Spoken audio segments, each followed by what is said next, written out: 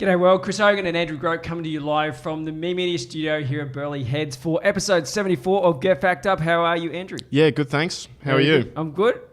Just got in from the surf. Hair looks a bit stupid. So what are we talking about today? Ideas for video content. Yeah. Video podcasts, things Video like that. content ideas for every budget. Mm-hmm. Yeah. Cool.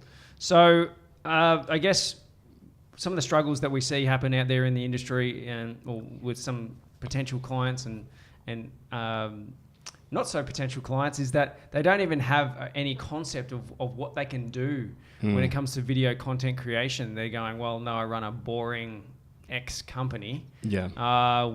What have I got to offer? Yeah, and I think the problem there is that's either going to stop you from creating content or you're going to go along with things that you think people want to see, which is often not what they want to see. Yeah.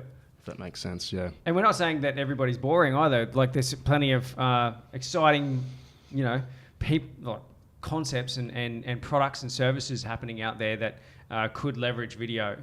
And so let's kick off. What's number one? So something that we did quite a lot of in the last 2 years, interviews with clients. We always used to say, make your clients a rock star, tell their story, that sort of thing. It sort of gets the best parts of testimonials and case studies in there without being either. So that's a great one, easy to do.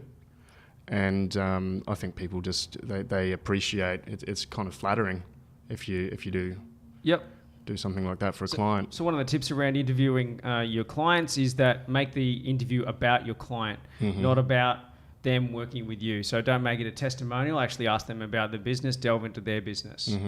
Yeah, and if you can, don't even be in the video. Even better. But sometimes it's a lot easier to come up with that content, your clients, for them to actually speak on camera if they're being asked questions. And but you don't have to be on camera to do that. Give them some questions beforehand as well. That's always helpful if they know what they're going to be asked and they can sort of think about it beforehand. Yeah. Usually get some really good stuff. Yeah. What's number two?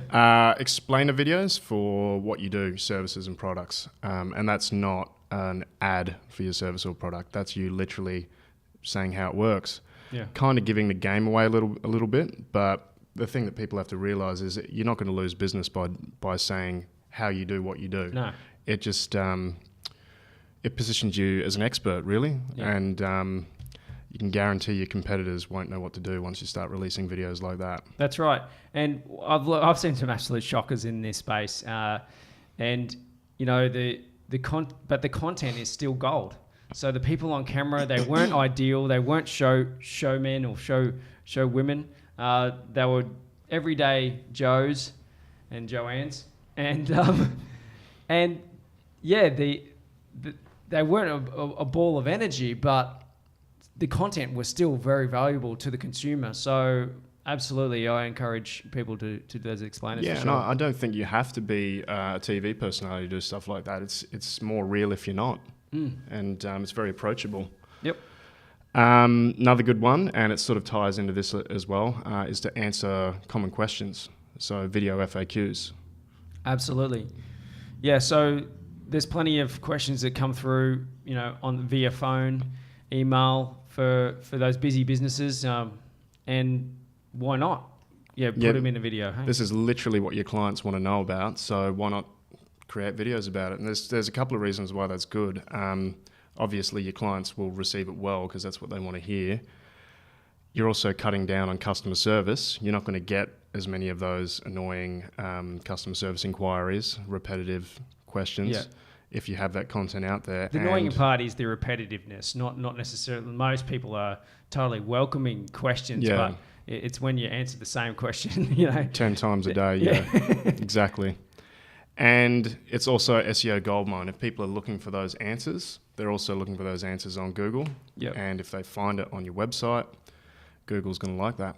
A lot of people would say, hey, no, I can just type them out, or I can get anybody to type them out. But putting a face to that piece of content is very personable. It actually brings people inside your company to see the people behind your brand, and it doesn't have to be the same person answering the questions. Mm-hmm. And if you want to type it out as well, you can create a transcript from the video. Easy. And there you go. You got both. Another one that's a little bit more difficult to do, show reels of your best work. So like a video portfolio.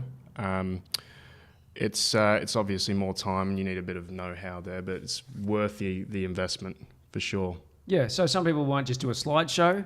You can actually turn a PowerPoint into a video. So, I mean, for argument's sake, you could actually take photos or screenshots of your work and, put them into a slide deck like a PowerPoint presentation and produce a video from that. Yeah, and there's simple services out there that you can sort of get a quick template together of things like that, like Animoto and stuff like that. Or Promo, I think that's one. Yeah, that's a new one. Yeah, I've heard about that.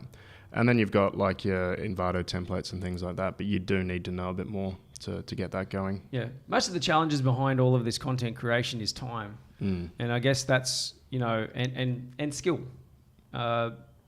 So look, if you're getting started and you don't have enough time, obviously that's where agencies come in. But by all means, don't think that you're going to create the best piece of content the first time you go out and create it. You don't have to. The point is just start doing it. Yeah. What do we got next? Okay, so we're talking about interviewing clients. Another good one is to interview yourself for your About Us or Our Story page. So I can just picture it. Hi, Chris. How are you today? Oh, I'm good, thanks. Yeah. What did you do? Oh, I got up this morning and I went for a surf. Yeah. Well, maybe not like that. Maybe not in a split personality way. Well, that could. I don't know. Maybe. I haven't seen anyone do that before. Yeah, it could be cool. Go on, give it a try. Link us.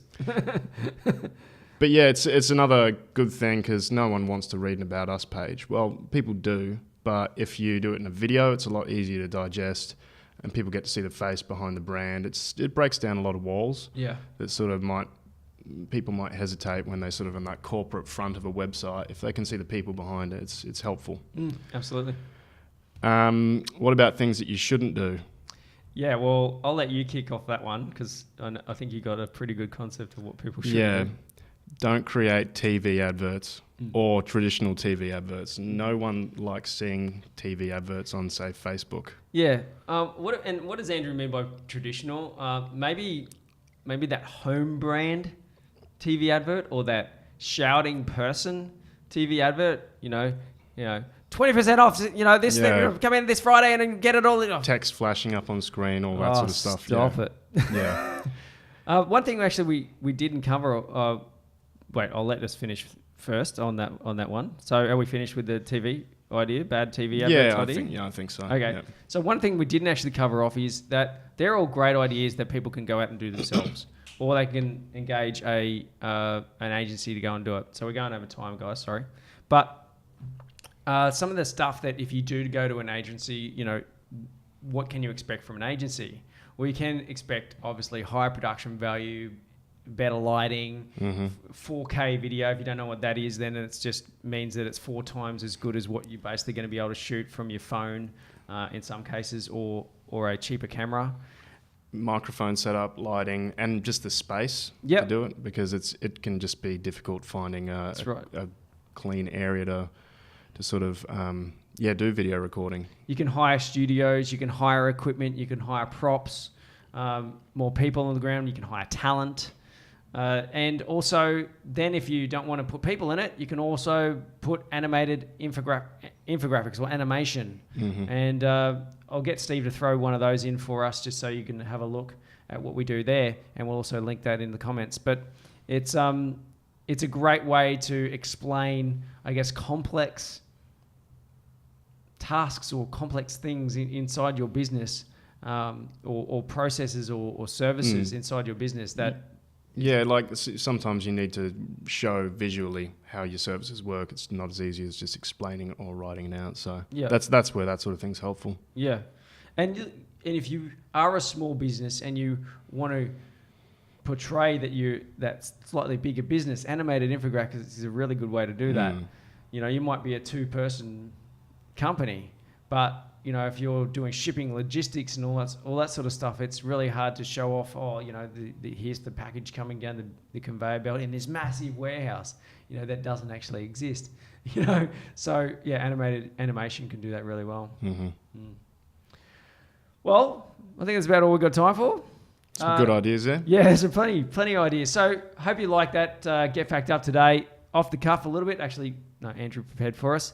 And make sure you keep in touch. Ask us some questions on social media and we'll be happy to answer them. Just jump on our Facebook page, comment on this video, or send us an email, studio@memedia.com.au. Thanks very much for watching, guys, and we'll see you again next week. Thank you.